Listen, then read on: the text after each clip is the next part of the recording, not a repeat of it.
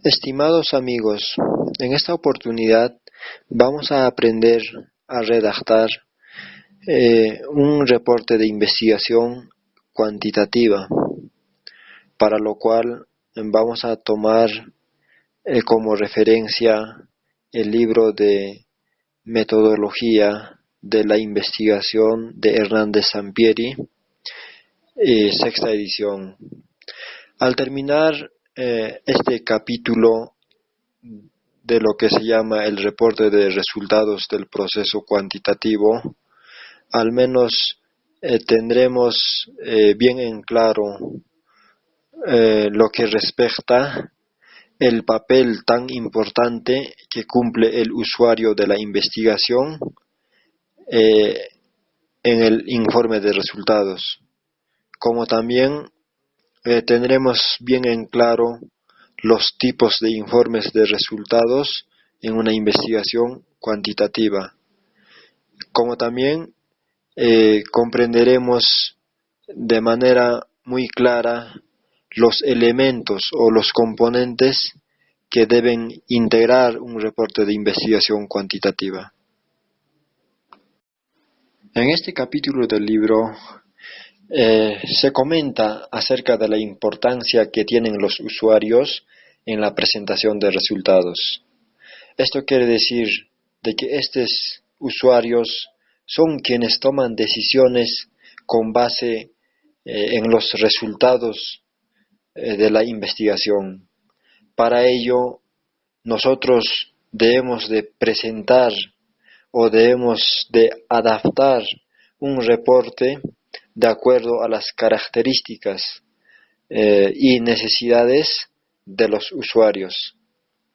Generalmente también se menciona en este capítulo lo que viene a ser los tipos de reportes, tanto académicos como no académicos. Antes de tocar este tema, para entenderlo mejor, vamos a definir el usuario de la investigación. O sea, ¿quiénes son los usuarios de la investigación? Los usuarios son personas que toman decisiones con base en los resultados de la investigación. Es decir, de que son personas quienes van a dar uso a nuestra investigación. Si bien es cierto, cuando se lleva una investigación cuantitativa y se generan resultados que se encuentran en tablas, gráficos, cuadros, diagramas, etc. Pero esto no es todo el proceso, sino es necesario comunicar los resultados mediante un reporte.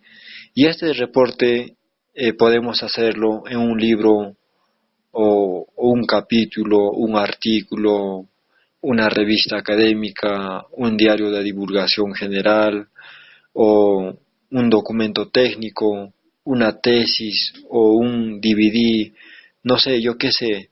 En cualquier caso, debemos describir la investigación realizada y los descubrimientos producidos que a lo largo nosotros hemos abordado. Por tanto, es necesario que antes de comenzar a preparar el reporte de investigación, nosotros debemos preguntarnos con las siguientes preguntas.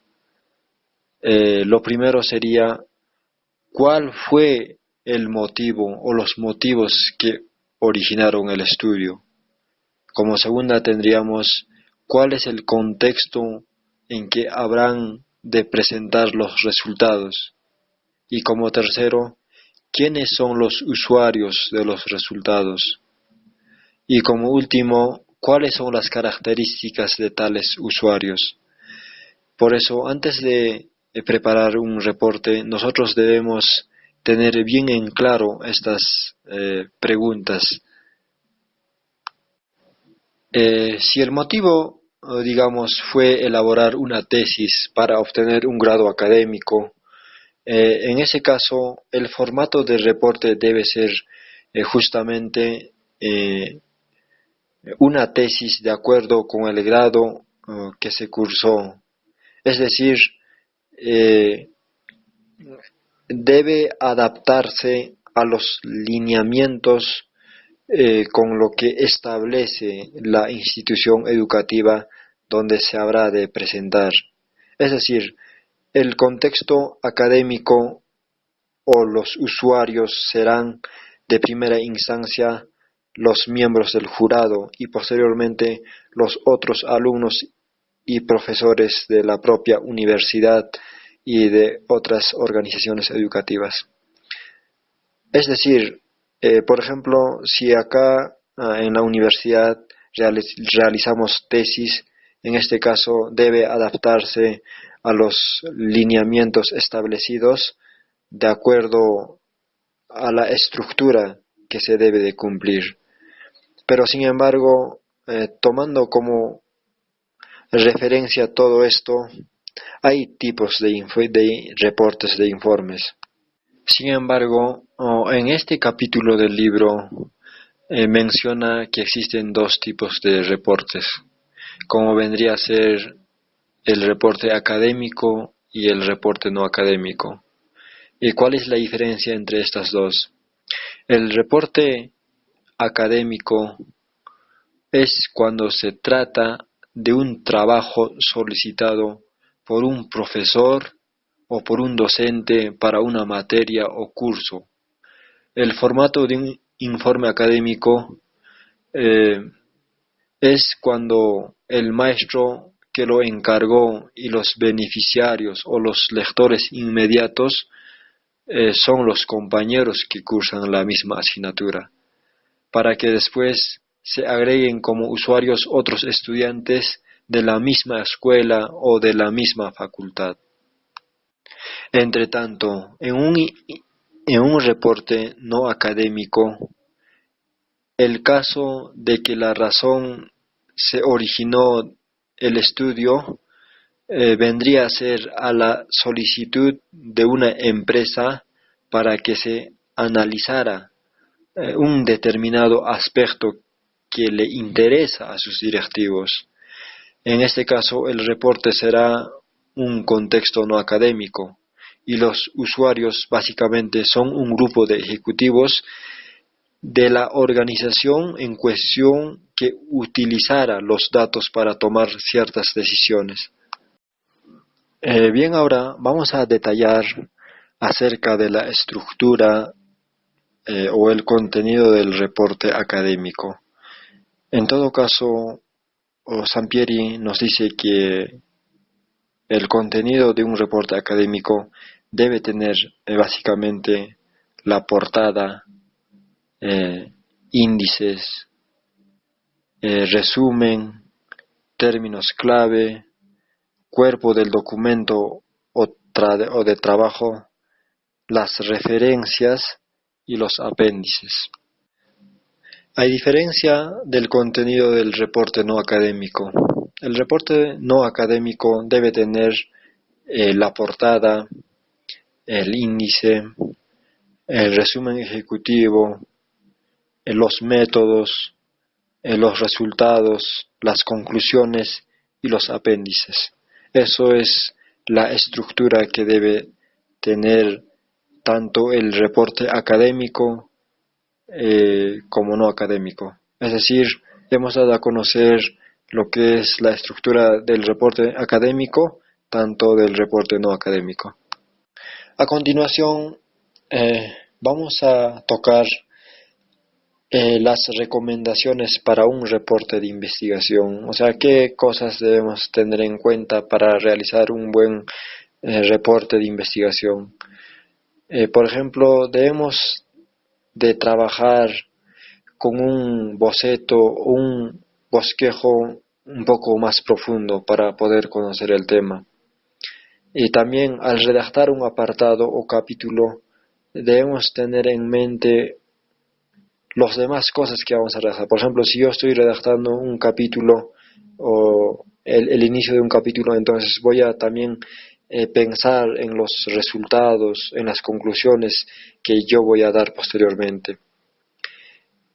También al redactar debemos mezclar adecuadamente los tiempos, por ejemplo, en cita de los autores, en forma cronológica. También debemos de eliminar términos ambiguos, redundantes o innecesarios, como también debemos de buscar sinónimos para no duplicar palabras en una misma oración. Es decir, a veces eh, cometemos ese error de duplicar palabras, entonces eso debemos eh, de no poder duplicar las palabras. También comenzar cada capítulo con un párrafo introductorio y señalar la estructura. Eso también creo que es muy fundamental. Lo otro vendría a ser en los primeros párrafos que redacte de cada apartado, suprima la autocrítica, es decir, no debe haber una contradicción entre de lo que estoy diciendo y posteriormente yo voy a hacer una autocrítica, entonces o como que me estaría contradiciendo. También asegurar de que las secciones de un apartado estén relacionadas entre sí, o sea, debe haber un sentido o una conexión o un enlace entre las cosas que yo estoy redactando. Por ejemplo, al redactar el marco teórico, al menos debemos de verificar cada apartado si está vinculada con el planteamiento que yo estoy haciendo, o sea, si está vinculado con lo que yo estoy haciendo una investigación. En todo caso, en todo momento deben buscarse explicaciones directas, así como eliminar repeticiones, argumentos innecesarios y redundancias no justificadas. Si bien es cierto, esto vendría a ser en su totalidad lo que es el reporte de resultados del proceso cuantitativo. Como menciona Hernando Sampieri, dice que no existe la investigación perfecta, pero debemos tratar de demostrar que hicimos nuestro mejor esfuerzo en cada trabajo o en cada investigación que nosotros realizamos.